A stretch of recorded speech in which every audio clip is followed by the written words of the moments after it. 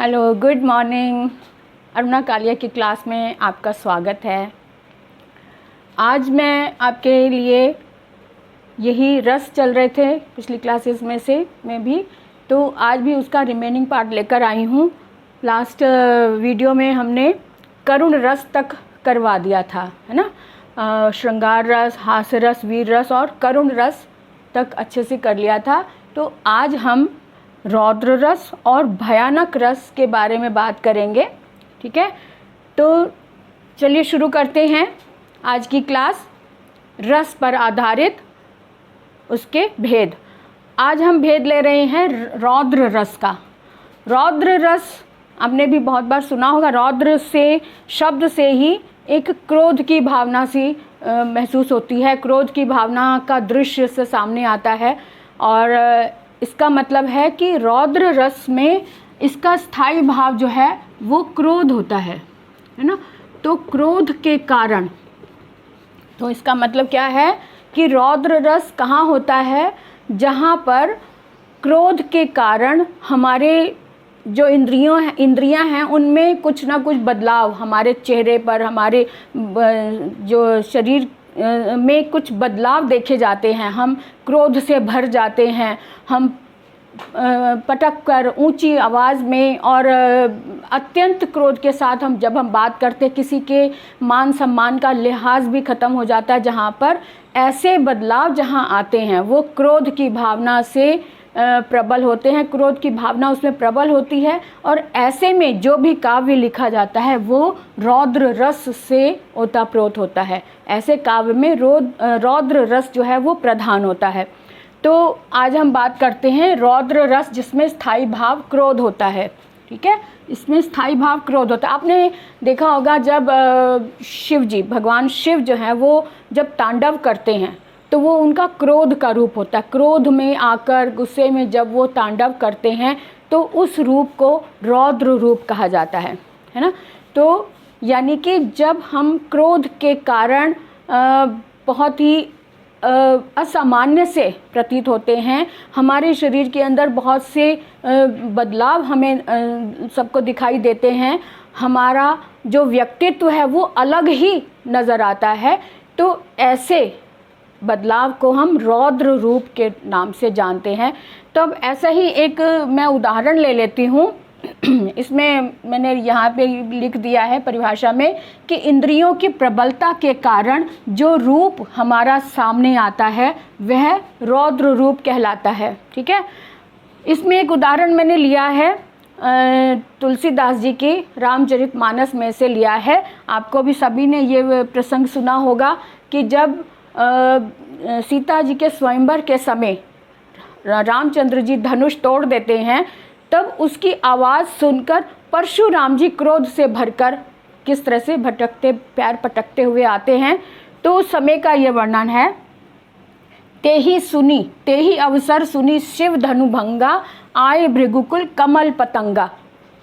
आए भृगुकुल कमल पतंगा।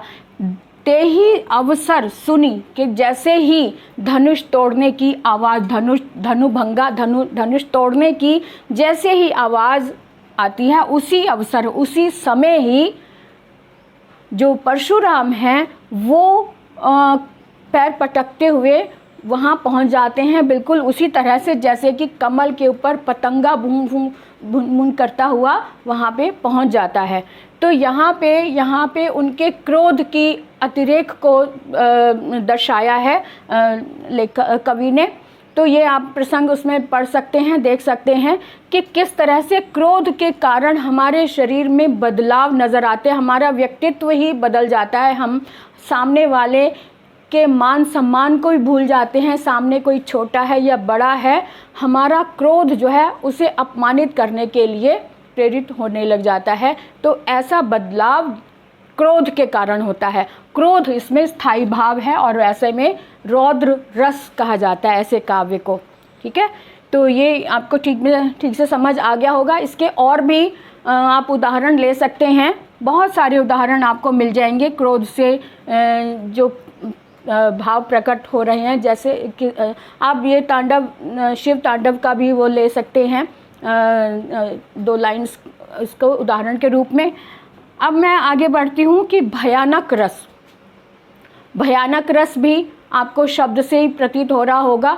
भयानक, जहाँ पे दृश्य भयानक सा दृश्य दिखाई देने लग जाता है, यानी कि जिस काव्य को पढ़कर या जिस दृश्य को देखकर भय उत्पन्न हो, भय, तो यानी कि भयानक में स्थायी भाव जो है वो भय का आ जाता है। स्थायी भाव इसमें भय का होता है, भय इसमें प्रधान होता है। तो जिस काव्य में भय उत्पन्न हो पढ़ते समय, और हमारे जो पाठक है उसमें भी एक ऐसे भाव उत्पन्न हो और वो भी पढ़ते पढ़ते ऐसा महसूस करे कि जैसे उसमें भी भय उत्पन्न हो रहा है, भय का भाव उत्पन्न हो रहा है, वो भयानक रस से युक्त होता है काव्य। अब जैसे एक इसमें उदाहरण हमने लिया, रानी अकुलानी सब डाढ़त परानी जाही, सके न विलो की वेश केसरी किशोर की, मींजी मींजी हाथ धुनी माथ 10 माथ तिये। अब यहाँ पर उस समय का वर्णन है जब लंका में जाकर हनुमान जी आग लगा देते हैं अपनी पूंछ से, और उस आग लगे दृश्य को देखकर जो मंदोदरी है, रानी अकुलानी, जो मंदोदरी रानी है, वो परेशान होकर, व्याकुल होकर जो है सब दाढ़त परानी जाही, इधर उधर सब भागने लग जाते हैं, सबको इसकी सूचना देने के लिए इधर उधर भागने लग जाती हैं। सके न विलो की वेश केसरी किशोर की। अब इस समय जो हनुमान जी का वेश है, उस रूप को देखकर सभी लोग इधर उधर भाग रहे हैं, उसके वेश को देखकर सब डर रहे हैं, घबरा रहे हैं। और मींजी मींजी हाथ, मतलब अपने हाथों को डर के मारे अपने हाथों को मल रहे हैं, कभी धुनी माथ, कभी माथे को मतलब धुन रहे हैं, माथे पर हाथ लगा रहे हैं। 10 माथ तिये, और ऐसा 10 माथ मतलब 10 माथे हैं जिसके, यानी रावण के, तिये मतलब पत्नी, रावण की पत्नी ऐसा महसूस कर रही है, भय से युक्त हो गई है, वो इधर उधर भाग रही है, सबको सूचना देने जा रही है, हाथ मल रही है घबराहट के मारे। तो ये इस समय का वर्णन जो है साफ साफ हमें पता चलता है कि यहाँ पर भय का अतिरेक है, भय की भावना प्रधान है, और ऐसे में भयानक रस इसमें दृश्यमान हो रहा है। तो क्लियर हो गया ना। आप ऐसे ही और भी उदाहरण लें, उसको मार्क करें, उसको अपनी कॉपी में अपने हाथ से ज़रूर लिखा करें। जब किसी चीज़ का अभ्यास करना हो ना, तो ओरल जब हम पढ़ते हैं तो वो थोड़ी समय के लिए ही हमें याद रहता है, इसलिए जब उसको लॉन्ग समय तक याद रखना हो तो उसको अपने हाथ से ज़रूर लिखो। और एक बार नहीं, 2 बार, एक बार तो हमने नोट करने के लिए लिख लिया, उसके बाद जब हम अध्ययन करते हैं, अभ्यास करते हैं, तब एक बार और उस पेज को हटाकर फिर से उसे लिखो, तो वो जो वाक्य है, जो भी आपका उदाहरण है, वो आपके दिमाग में अच्छे से अंकित हो जाता है। इस बात का हमेशा ध्यान रखें। तो इसलिए ये हमारा रौद्र रस और भयानक रस आज हमारा कंप्लीट हो गया, और मैं चाहूँगी कि अभी जल्दी जल्दी ही विभत्स रस, अद्भुत रस और शांत रस भी कंप्लीट करके फिर जो प्रश्नोत्तरी है उस पर हम आ जाते हैं। वो जब हम करेंगे तब आपको और भी अच्छे से समझ में आ जाएगा। तो आज इस वीडियो को मैं इतना ही रखती हूँ, यहाँ तक रख के अब हम बात करते हैं कि आप सब्सक्राइब ज़रूर करें अगर आप पहली बार देख रहे हैं, बेल आइकन को ज़रूर पुश करें, उसके साथ ऑल को ज़रूर टच करें, और अपने साथियों को ज़रूर बताएं, उन्हें भी ये वीडियो शेयर करें ताकि वो भी इनका लाभ उठाएं। सब्सक्राइब ज़रूर किया करें, जो भी पहली बार देख रहे हैं, तो सब्सक्राइब करने से वीडियो जो है हमें भी पता चलता है कि आप कितने अच्छे से उसे तन्मयता से देख रहे हैं, आपको समझ में आ रहा है। और कमेंट बॉक्स में ज़रूर लिखें, मुझे इंतज़ार रहता है आपके कमेंट्स का। तो बाय बाय।